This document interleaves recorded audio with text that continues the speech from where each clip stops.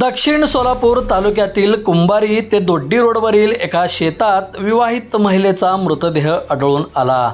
या घटनेची माहिती मिळताच पोलिसांनी घटनास्थळी तात्काळ धाव घेतली।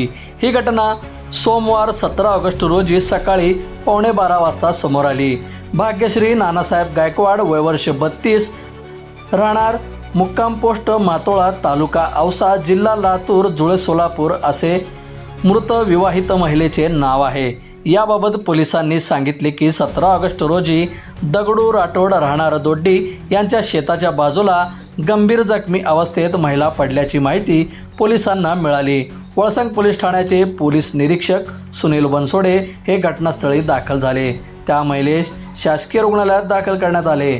त्या महिलेचा मृत्यू झाल्याचे डॉक्टर अक्षय इमडे यांनी पोलिसांना सांगितले।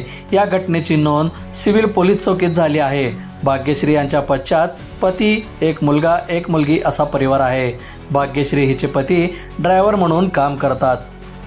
जुळे सोलापुरात राहणाऱ्या महिलेचा मृतदेह कुंभारी परिसरात आढळून आल्याने पोलिसांनी गतीने तपास सुरू केला आहे।